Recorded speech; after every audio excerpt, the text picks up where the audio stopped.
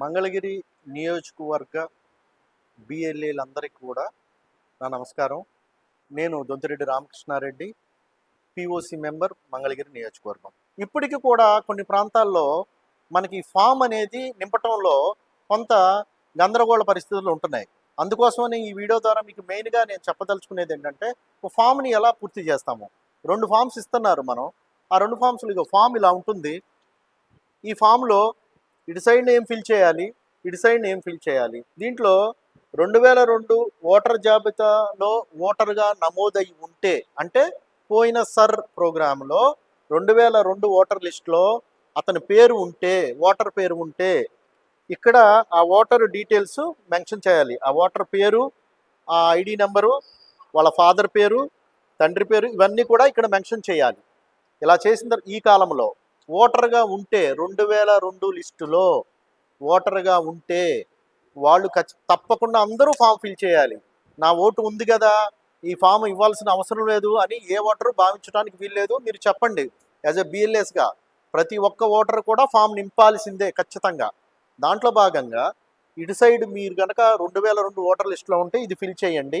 Fill చేసిన తర్వాత ఇటు సైడ్ మాత్రం ఇది ఖచ్చితంగా మీ డేట్ ఆఫ్ బర్త్, అలాగే మీ ఫాదరు, మీ మదరు, మీ తల్లి, అలాగే మీ భార్య పేర్లు, లేదా భార్య అయితే మీ భర్త పేరు, వాళ్ళ పేర్లు మెన్షన్ చేయండి. వాళ్ళ ఓటర్ కార్డు కూడా నంబర్స్ ఎంటర్ చేయబడతాయి దీంట్లో. ఇది 2002లో మీకు ఉంటే అది ఇక్కడ రాయండి, మీ డీటెయిల్స్ ఇక్కడ రాయండి. అలాగే మీరు కనుక 2002 జాబితాలో లేరు అనుకుందాం. లేరు అనుకున్నప్పుడు మీరు ఫామ్లో 2002 జాబితాలో మీరు లేకపోతే మీరు ఈ సైడ్న పూర్తి చేయాల్సి వస్తుంది. ఇది పూర్తి చేయడానికి కావాల్సింది ఏంటి అంటే, బంధుత్వం అనేది ఎవరో ఒకళ్ళ మీ బంధుత్వం, మీ తాత, మామ, నాన్న, ఎవరైనా బంధుత్వం అనేది మనం ఇక్కడ నిరూపించుకోవాల్సి వస్తుంది.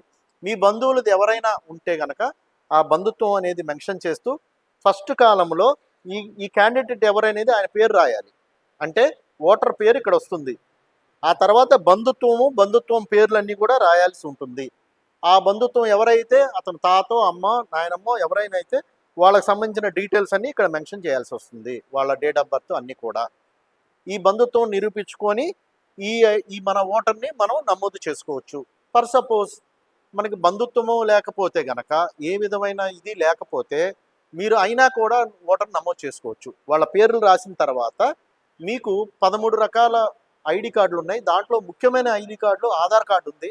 మీ ఆధార్ కార్డు కానీ, అలాగే మీ బర్త్ సర్టిఫికేట్స్ కానీ, ఇవన్నీ కూడా మొత్తం లిస్ట్ ఉంది. ఆ లిస్టులో మీరు అవి మెన్షన్ చేస్తూ మీ ఓటు నమోదు చేసుకోవచ్చు. సో 2002 లిస్టులో లేని వాళ్ళు ఇక్కడ నింపాలి. ఇక్కడ నింపితే ఇక్కడ నింపకూడదు. ఇక్కడ లేని వాళ్ళు నింపాలి. 2002 లిస్టులో ఉంటే మాత్రము ఇటు సైడ్ నింపాలి. లిస్టులో ఉన్న వాళ్ళు ఇటు సైడ్ నింపాలి, 2000 లిస్టులో లేని వాళ్ళు ఇటు సైడ్ నింపాలి. ఈ 2 నింపకూడదు. ఓన్లీ ఒకటే మనం సెలక్షను.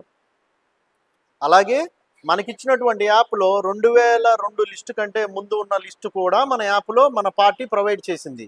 మీరు ఆ ఓటర్ ఐడిని చెక్ చేసుకోవడానికి ఆ యాప్ ద్వారా కూడా చెక్ చేసుకోవచ్చు. సాధ్యమైనంత వరకు ఈ యాప్ అంతా కూడా మనం అన్ని ప్రాంతాలకు పంపించడం జరిగింది. అలాగే నియోజకవర్గ ఇన్ఛార్జ్ వేమారెడ్డి గారు ఇక్కడ నియోజకవర్గ పార్టీ ఆఫీస్లో వార్ రూమ్ అనేది ఒకటి ఫిక్స్ చేశారు. ఇక్కడ ఒక 10 మంది POC members, war room members అందరూ కూడా ఇక్కడ అవైలబుల్లో ఉన్నారు. వాళ్ళ ఫోన్ నెంబర్స్ అన్నీ మన పార్టీలో చెప్పడం జరిగింది. మీరందరూ ఏమైనా ఇష్యూస్ ఉంటే మా దృష్టికి తీసుకురాగలరు. ఖచ్చితంగా 100% ఓటర్ నమోదు అనేది జరిగి తీరాలి. అయ్యేటట్టు చూసుకోవాల్సిన బాధ్యత బిఎల్ఎస్గా మీకుందని మనవి చేస్తూ ఈ విషయాన్ని సాధ్యమైనంత తొందరగా పూర్తి చేయగలరని కోరుతున్నాను.